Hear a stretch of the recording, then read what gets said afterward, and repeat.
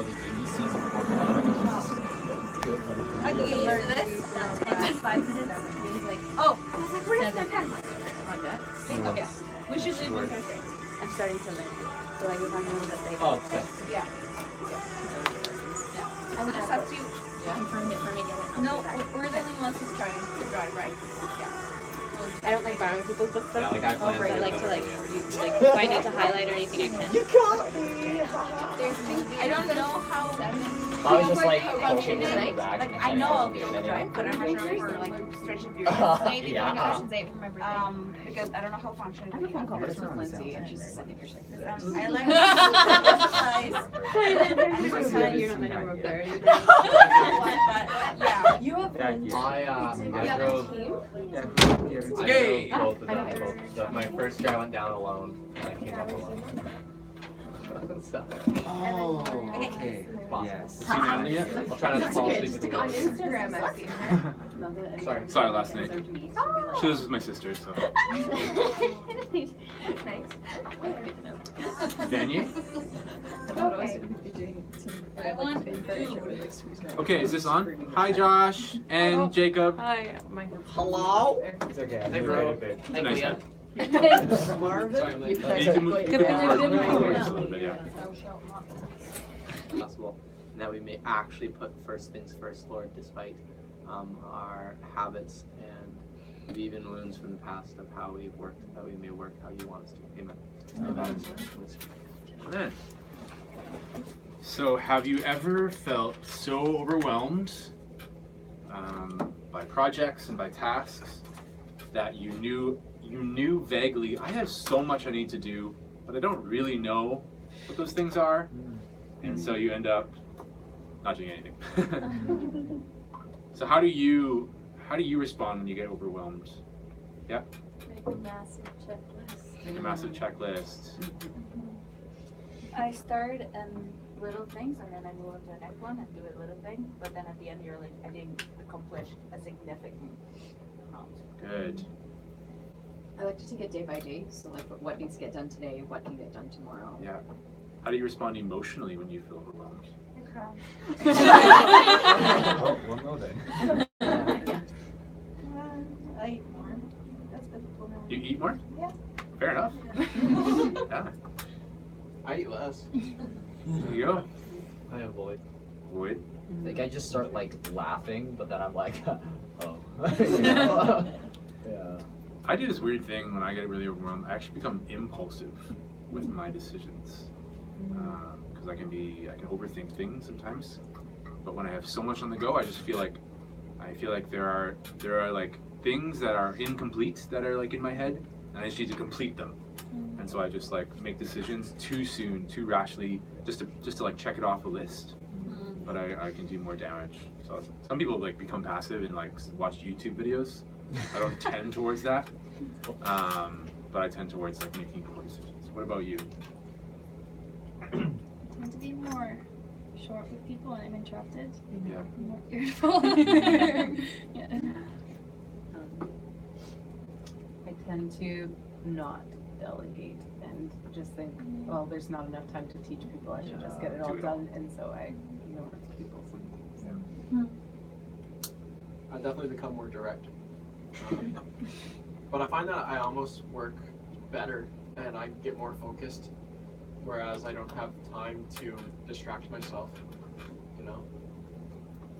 Yeah, actually, I think over the course of the year, like, knowing if I have things to do, I actually, like, there are times where, like, I totally shut off from talking to people, and I'm just, like, you know what I mean? Mike has this great thing that he says of like, if you're so busy that people coming up to you and talking to you is super annoying, that's a really great, like, warning sign. Like, red light should be going off in your head, like, there's something wrong here, something needs to change. And if we leave everything to the last minute, some people are like, I work well with deadlines, right? Kind of a myth, or well, people say that. I've said that in the past. But the problem with that is when those deadlines come, we stop loving people. and we're like, I'm not going to be talking about God in relationships in this talk. I'm going to be talking about other things, but truly, like, He is first things first, and people are first things first. Not the point of this talk, but that comes paramount before everything else, right? Okay, so the point of this talk, basically a couple things I want to get across to you. I want for you to understand a concept, a very simple concept, but it's going to be very helpful, and it's going to be something that all net staff talk about, and it's called the 4 quadrants of priorities. So that's one concept I want to get across to you during this talk. That's going to help us through the whole year. It's a very simple concept. I'm also going to give you tools to guide yourself through the week, every week. God's given us 7 days. That's actually a biblical thing. The reason why we have a 7-day calendar week is biblical. But I think that God made us that we work really well in 7-day cycles. So a lot of this talk is going to be focused on the week. How can I plan and approach my week well?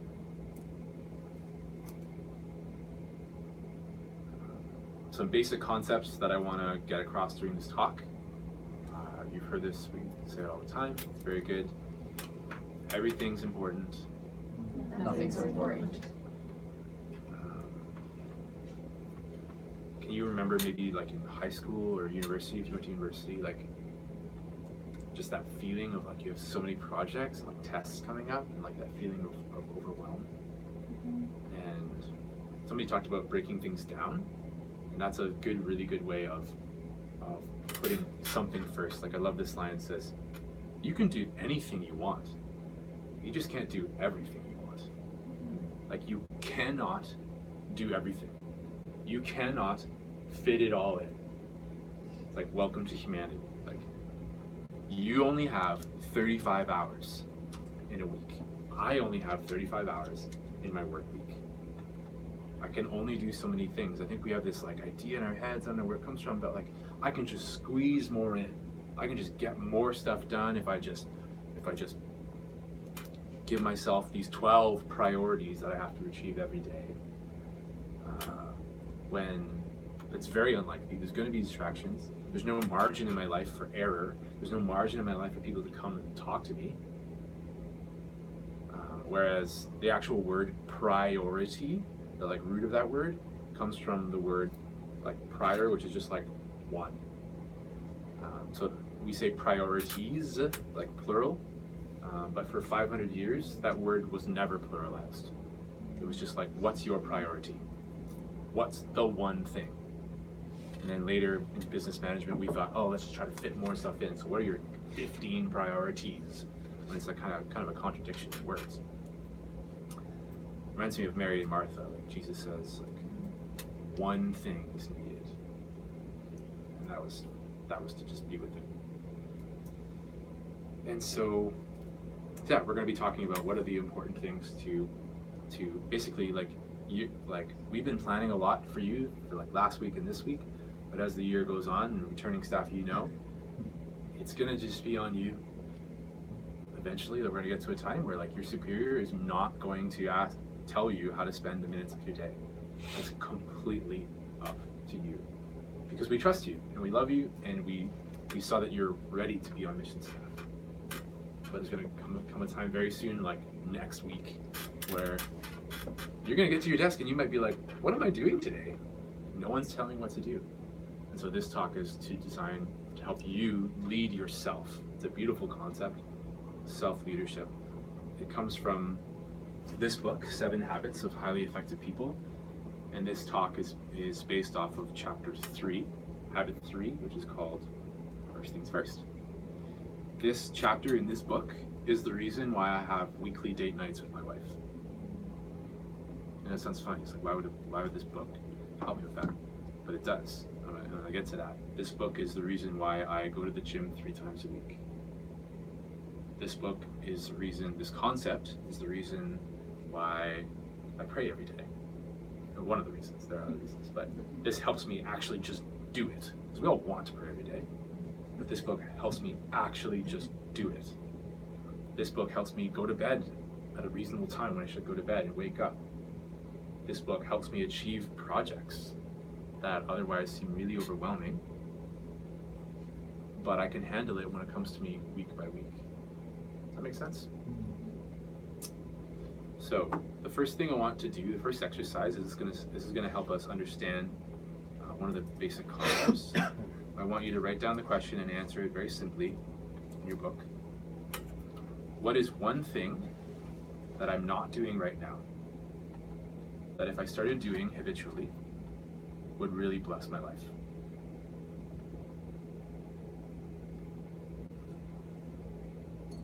What is one thing that I'm not doing already that if I started doing habitually would really improve my life?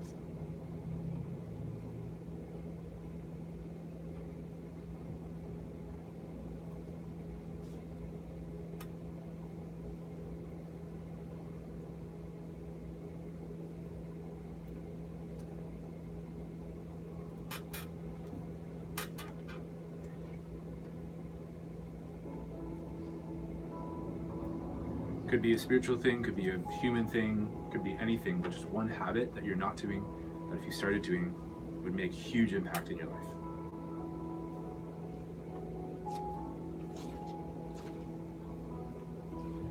If you're a returning staff, could be work related. If you're a new staff, you might not really understand your role yet, so it could be more personal life related, it could be anything, one thing, one habit.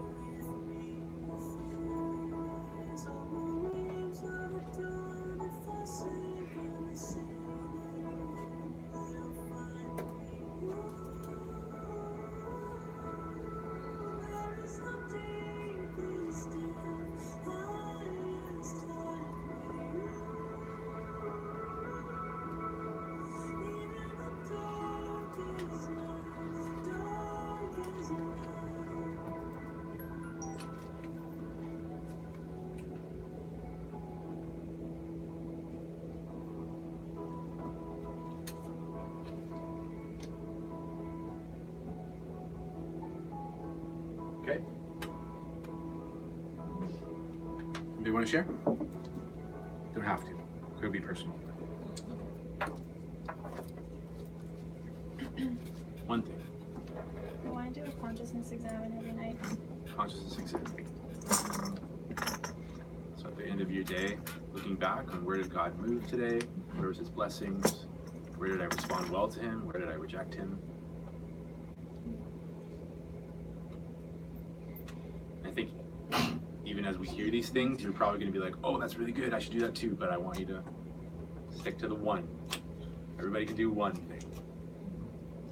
And that's Maria's thing. That's what the Holy Spirit's asking her to do.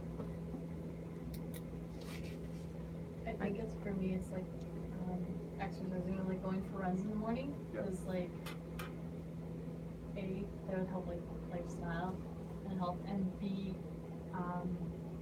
the beauty part feeds like seeing the beauty is how I like see God. So it kind of does like double. For me, I chose like establishing like an actual bedtime routine. 'Cause, like I go to bed at the same, or pretty much the same time, but like my head is like still, the gears are still going, and I can't fall asleep for like another hour. And so I think like just sitting down and reading like biography of Saint Lucia that I started, and I don't find it that interesting, so it might help me sleep better. It'll also be good for me though, so like, yeah. Okay, so these are good, really good things, and I'm going to leave that for a second, but I'm going to come back to it. So I want to hand this out, and this is just kind of the basic concept I was talking about.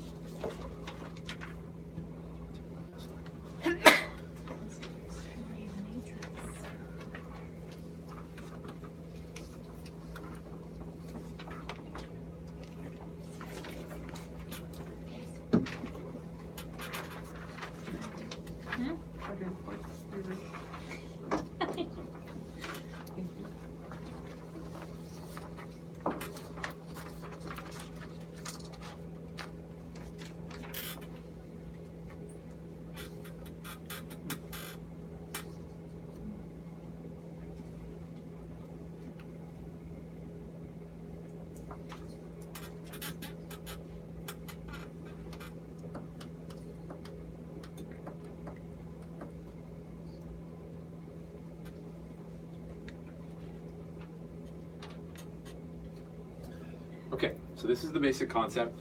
there are 4 quadrants that every task can fit into. Quadrant 1, quadrant 2, quadrant 3, quadrant 4.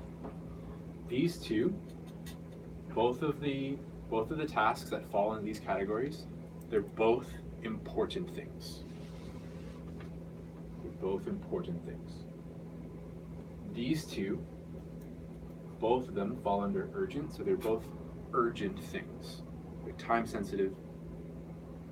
Both of these ones are not urgent. They're not time sensitive. If you don't do them right now, no one's gonna die. Nothing's gonna happen. And so we have quadrant 1, urgent and important.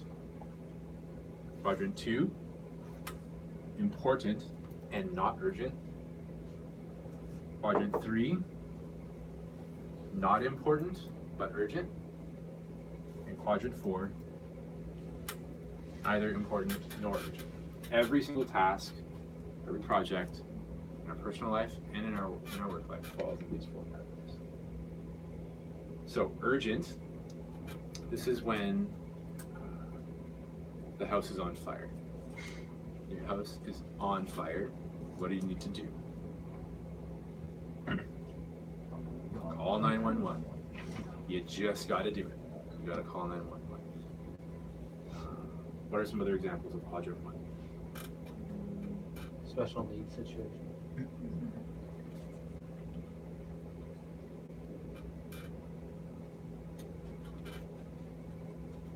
Okay. House on fire. Heart attack. Anything involving first responders. The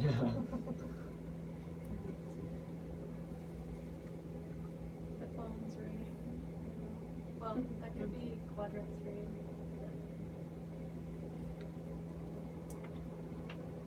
Yeah, we put that in quadrant 1. It might not be important.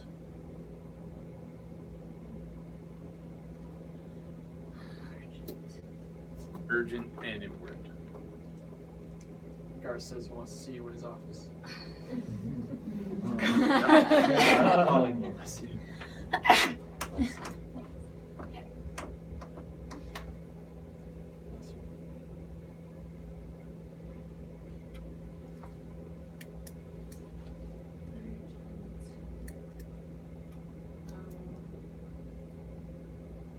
Returning staff, something from net will be quadrant 1.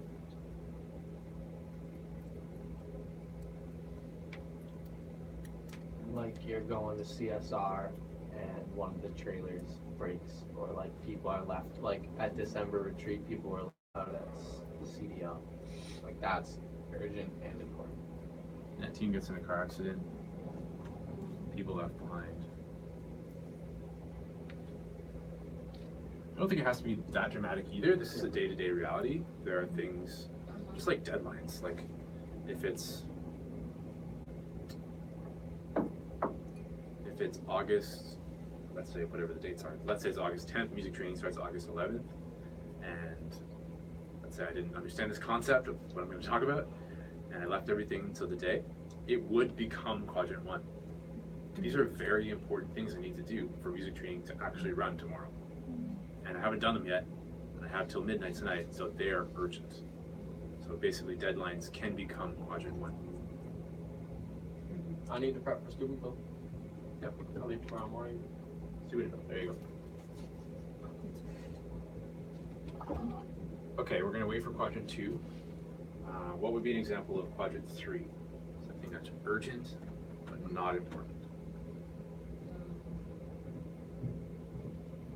The phone's ringing.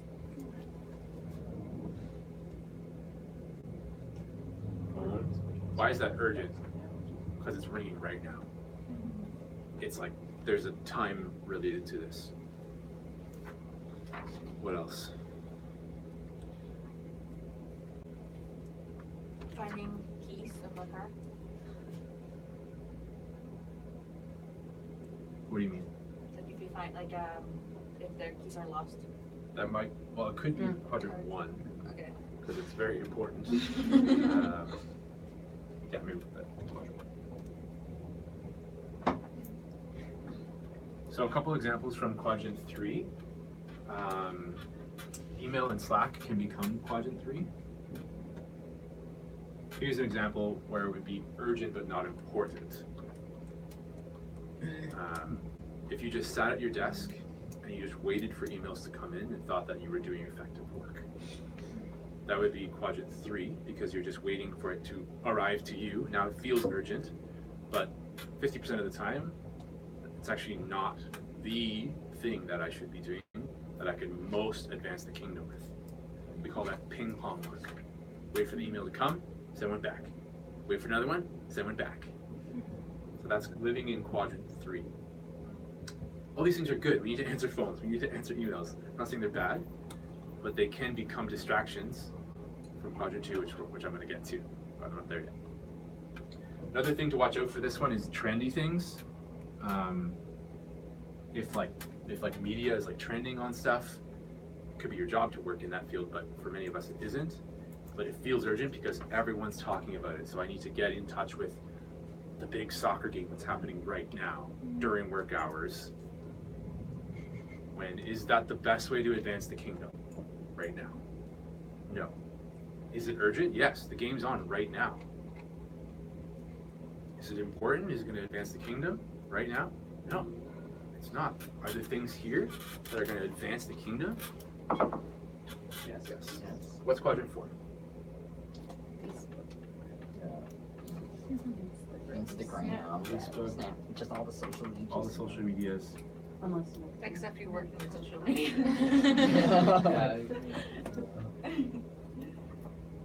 You're going to be tempted though, still, even in that, to like look at your own stuff or things that are irrelevant to the kingdom or whatever most asks you to do, right? So, what else other than social media would fall under quadrant 4? Like Not I get youth ministry stuff, and it's just like new youth ministry products or this or that, and it's like, or like people just being like, hey, I'd love to get together and talk about ministry, and like it's really not that important that I do. Yeah, certain people. I got emails from people who have requested applications, and so I can call them and like follow up with them. But I don't. It's not like really important that I do, and it's not urgent that I do it. It's definitely something I can do. So that's really good. I think that might fall in another category, just because if people are requesting applications, Well, they probably receive really them. an important thing. They receive them. It's just like I call them up and say, hey, when you're planning on getting that in, Okay. and just kind of urging them to do it. That's still very.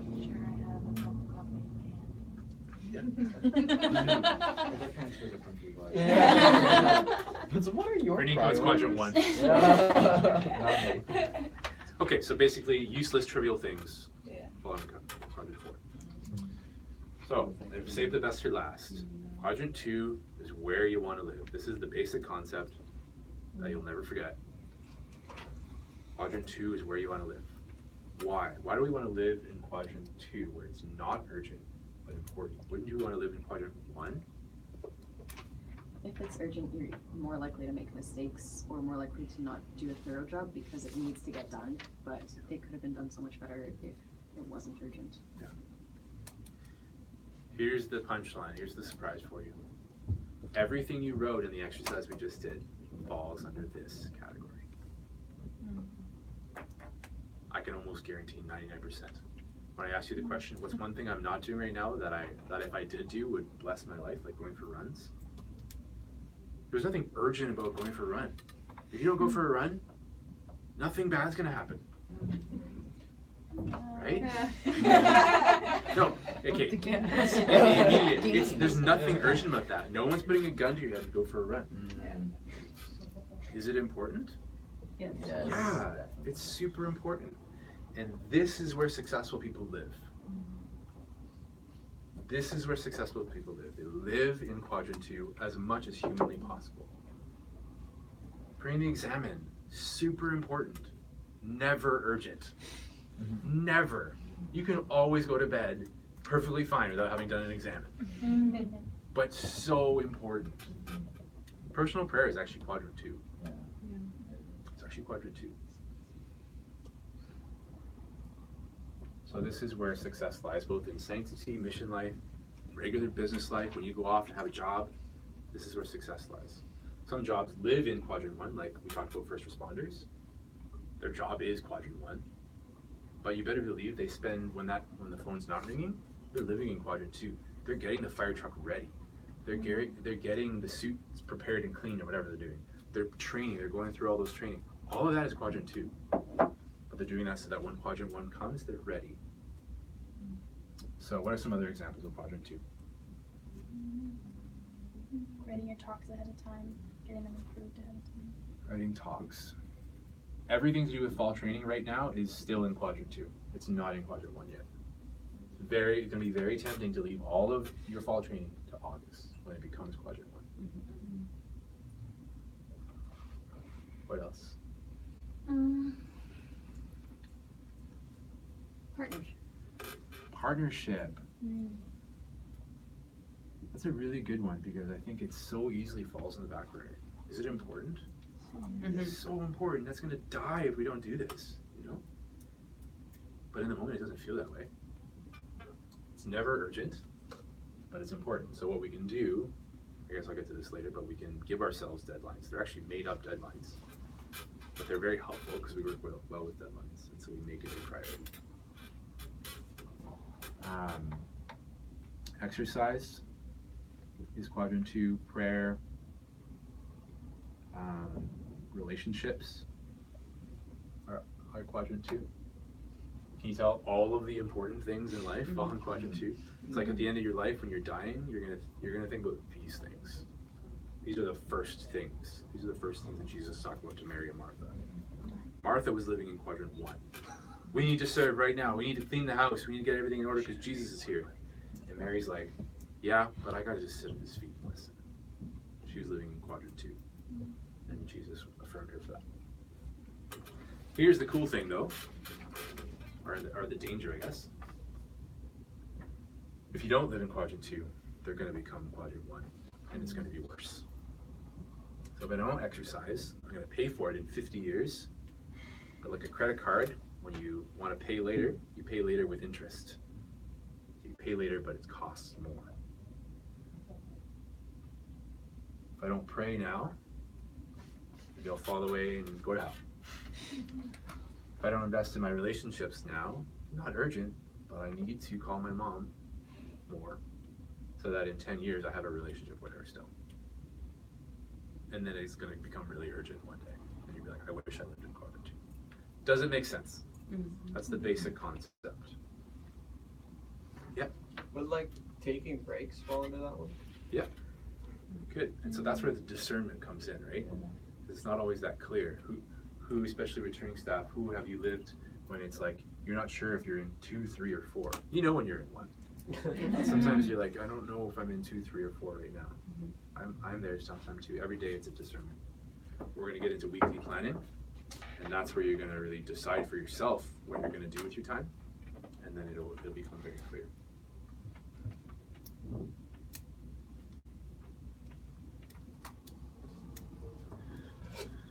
We're going to watch a video that's going to reinforce this concept. So this is the author of the book, Stephen Covey. He's great. He's dead now. He's gonna he's gonna smile a lot in this video, and it's like from the 80s, and it's like super like cheesy, and like we're used to like really good media, so I don't know, lower your expectations, I guess. But the concept that he gets across is like so good and so powerful in this activity that he does.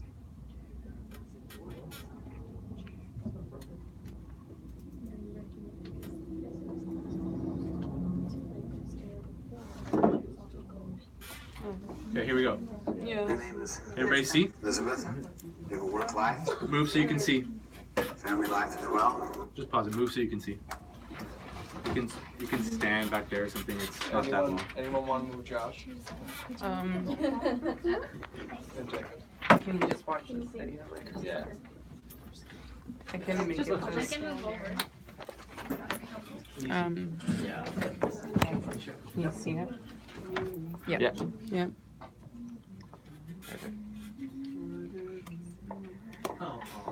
Oh, Your name is Elizabeth. Elizabeth? Yeah. You have a work life? Thank you. Family life as well? Mm-hmm. Children? Not yet. Not yet? What's the nature of your work assignment? I direct an international firm. An international firm? So you really are interfacing with all kinds of people in the firm and outside the firm. That's right. You want a rich personal life and a rich family life. Do you ever feel like you get bogged down in the thick of thin things? Yes. Well, that might be analogous to all these little, small things that tend to fill our life. And they're just little by little, they just accumulate. Now, your job, you can't go above this, is to get all those large rocks in the jar. Good luck.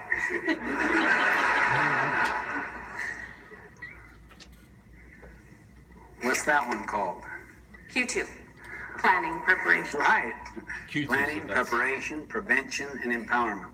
Everyone at that conference knows what Okay, the next rock she's putting in there is called relationships and family.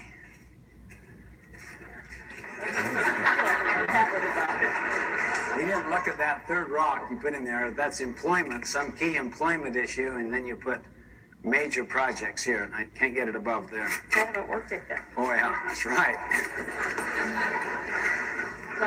Yeah, that's fair. That's called Service Community Church.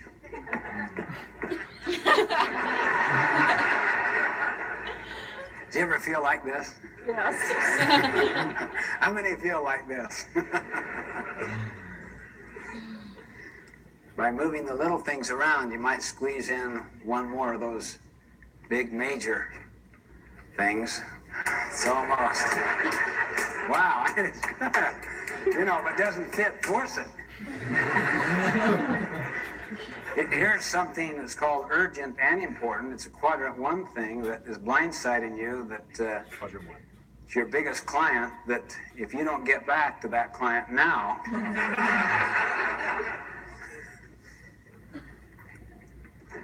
you've given up your vacation. You have no special block of time just for yourself. I'll tell you what you can do if you want to. You can take a whole different approach. You have a totally fresh bowl. You can work out of a different paradigm altogether. Well, then I'd rather put these in the bottom. And then put little pebbles on top. Employment, Big opportunity. big opportunity. Important and urgent. Block of time. Those young children keep looking at me. Glad my husband's not here. And I dump these in there. Okay?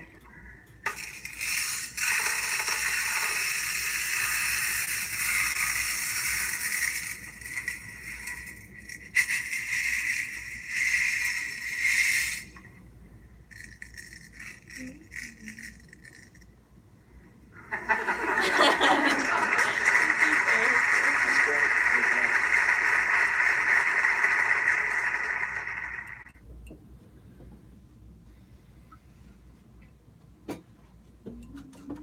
Okay. Okay. Your name is Elizabeth. Elizabeth. So, you're never gonna forget that now.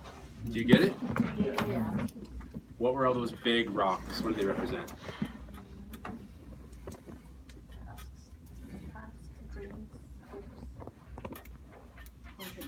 Quadrant 2 things. All the big rocks were quadrant 2 things. But all the little pebbles were 1, 3, and 4. Especially 3 and 4. It's so tempting to live life and let life happen to you. It's so tempting. It's so easy to let life happen to you. But you design. You can either live by design or by default.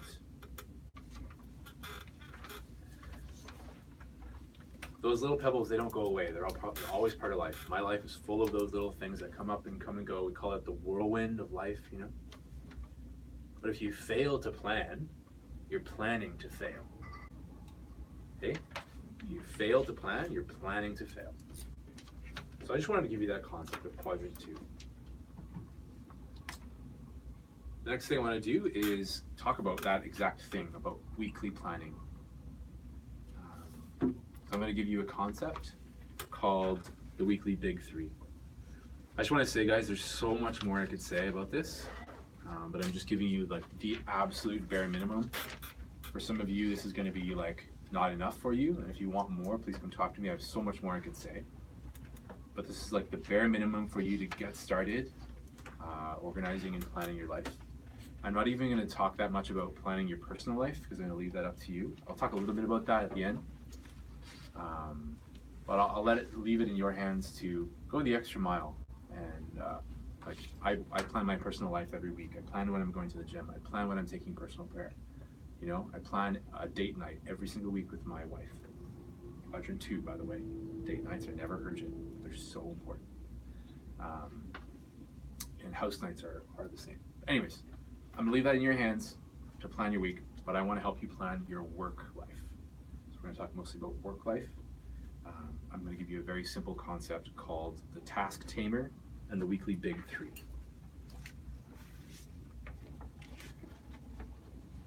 So what you're gonna do, I'm gonna give you these sheets.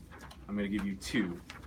So one is gonna be the one that you're gonna work on today, and the other is I want it to be your master copy, so that you just don't ever write on it, but you always have it to make more photocopies of it for yourself. Does that make sense? Mm-hmm. One you can write on today, one is for yourself to make copies. It's the master copy. So you put it in your filing cabinet. So the first thing you do, this is what I do for my weekly review, my weekly planning time. What you do is you just kind of brainstorm all the different tasks and projects that are on your plate right now. Like between now, like within this month, during July, what are the big projects and tasks that I've been given? And you just write them all out. There's all these blank spots. One new concept I want to teach, which is going to be new for everyone, is I want you to try to work in your desire zone. So a task can either be one of two things. It could be in your desire zone or in your drudgery zone. So desire zone are those things that bring you so much life when you do them. It's your charism, it's your natural strength. We all did Strength Finders, it falls into that. It's when you see that, you have a passion for it. You're like, I want to do that. It's not necessarily like a fun, trivial thing, but it's something that like your heart burns for. And it's also something that you're very good at. Like Jacob, you're good at talking to people on the phone and getting them interested in it. I already know that. So that would be probably, hopefully, something that would fall in your desire zone.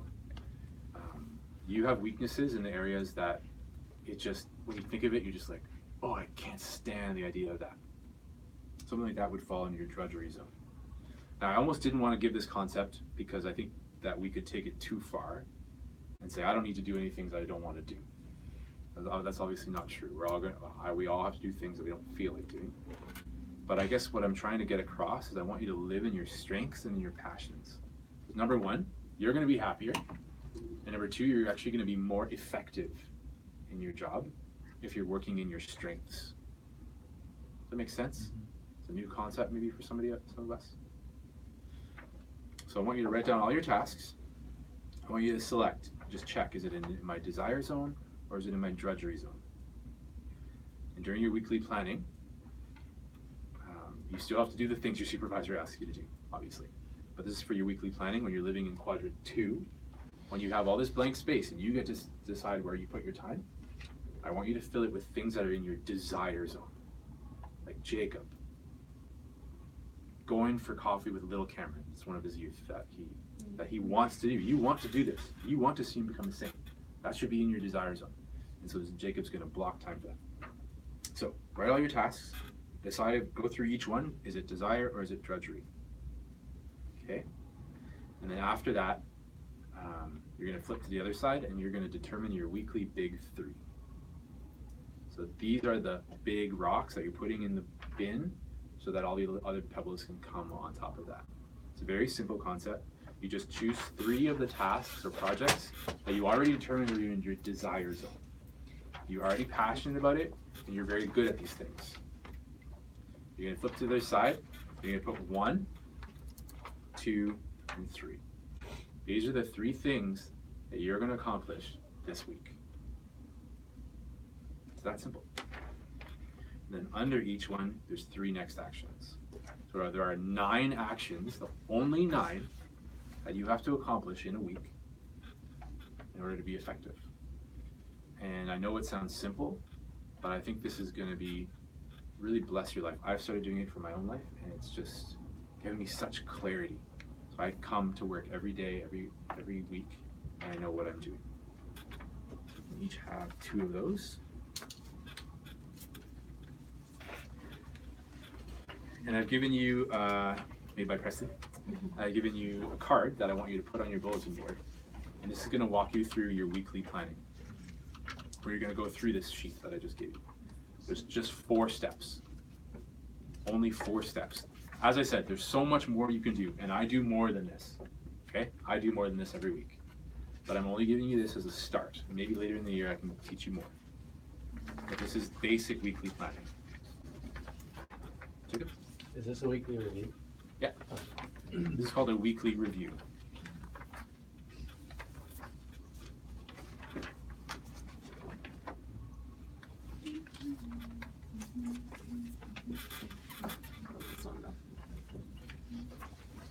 Can I get one more? So this is a new and it's a simpler version of a weekly review. And it's 4 simple steps. Here's the main concept. Plan your week every week before the week begins. Say that with me, it's on the little card. Plan your week every week before the week begins. Plan your week every week before the week begins. So every Friday morning, I do a weekly review. This is called a weekly review. Oh, Maria has a bunch of. Every Friday morning, I plan my week. The next week that starts on Monday, I plan it the Friday before. And I plan the whole 7 days. And I do my big 3. I brainstorm all my tasks and projects. I decide which are desire and which are drudgery zone. I add them, flip it over, add it to my 3 big 3, and then I make 3 next actions underneath that. Place your big rocks on the calendar so that all the little pebbles, distractions, don't dominate your life. So, simple steps. Number 1, brainstorm all current projects and tasks on the sheet that I just gave you. Number 2, select 3 desire zone projects for weekly big 3. Number 3, create 3 next actions per project. And number 4, put each next action on the Google Calendar. Yep. So then like drudgery tasks would go in around that, or like whatever other tasks. So drudgery tasks would not fall under your big 3. Yeah. So what do you do with drudgery tasks then? Something that you're not good at, and you just die at the thought of these projects. What do you do with them?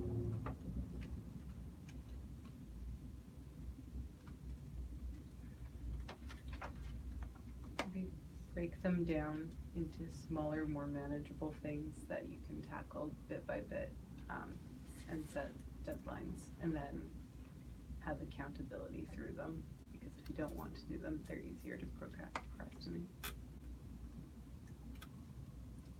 I just think the danger is that we put so much attention on the drudgery things that we don't actually do the desire zone things that give us life and make us most effective.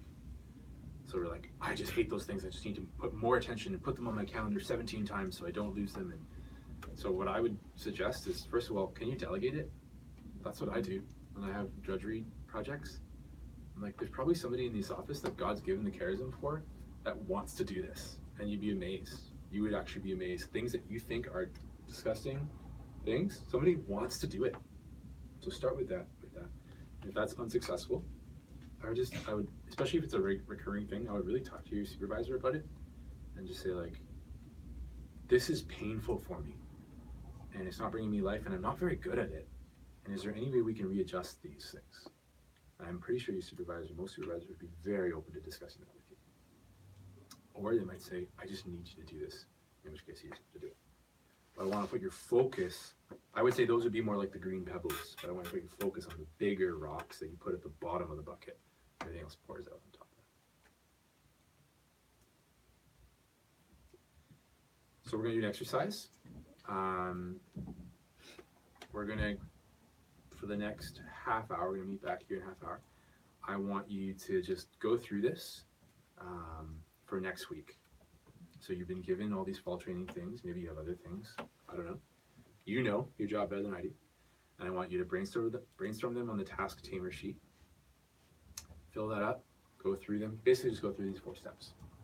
But I want, when you come back in a half hour, I want your weekly big 3 to be on your Google Calendar. Everybody has a Google Calendar, right? Mm-hmm. And I want it to be broken down into those 9 actions. I want each of those 9 actions to be on your calendar. And usually for me, I only give them like a half hour block, just a really small block, because if it's a next action, it shouldn't take that long. So it's 3 things split into 3 things, which is 9, and you're putting those 9 things on your calendar next week. Maria? Those of us in the supervisor's office don't have computers. There's a lot of computers in there. Yeah, sorry, there's no internet connection. There's no internet in there. Okay. Well, Could do it from your phone. you could try doing it from your phone or doing it in your notebook. It's not ideal, but I want you to just practice planning your week for next week. So if you have a notebook, then you could just like do Monday, Tuesday, Wednesday, Thursday, Friday, and just like plan it. Meet back at 20 after. Thanks, Ken.